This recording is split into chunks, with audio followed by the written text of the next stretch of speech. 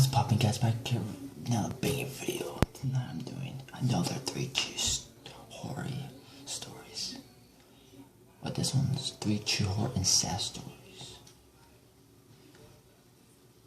Smells like This evening, I want to tell you about the leader I know and the moments I wish everyone subscribe and let's get right to it. I want to tell you the story of someone who's fighting for you. I used to live with my grandmother, who died a few years ago. My grandmother had suffered a cerebral infarction during her lifetime, so she couldn't use her arms or legs at all, and she couldn't even speak. She could only mumble and grunt.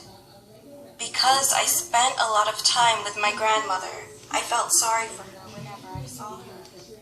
One day, my family gathered together at my house to celebrate a big holiday. While we were eating delicious food and chatting with each other, my grandmother was sitting alone in her room. A few hours had passed, and it was time for everyone to go home. So my relatives said their goodbyes. However, my grandmother was still in her room at that time. So I stayed with her. I sat next to her, just in case. "Grandma, do you want to go outside and say goodbye to everyone?" I asked, looking at her face. Then Grandma slowly turned her head towards me and opened her mouth. "I'm embarrassed." At that instant, I couldn't believe that she spoke with such clear and accurate pronunciation. A few years later, after my grandma had died, I told my family what happened that day when I was at the funeral hall, but no one believed me. Today, I'm going to talk about a story that I read somewhere. A few years ago, a body was found in the countryside. It was especially difficult to identify the victim or the perpetrator of that incident because the body had been dead for quite a long time. And to make matters worse, the bones had changed and were bleached. However, the police found one strange thing in this difficult situation. Only one finger from its body remained completely intact. They asked the National Forensic Service, and they finally completed the identification on the body's finger. Furthermore, they succeeded to arrest the criminal as a result of the investigation.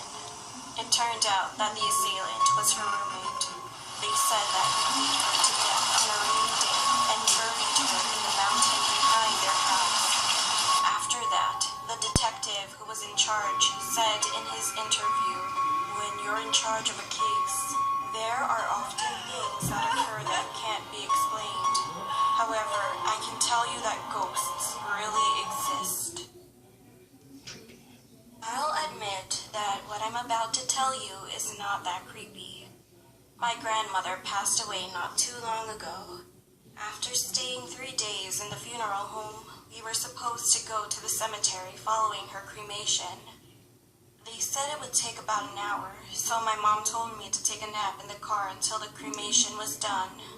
Since I was the one who had to drive later, I went back to my car alone and fell asleep. However, not long after, someone started shaking me. I heard my name, so I slowly opened my eyes, and my grandmother was sitting next to me. "Grandma?" I asked, rubbing my eyes, and she smiled at me. "Yes, it's me. Your grandpa is calling me. I'll go first, so stop sleeping and get up." I really missed her.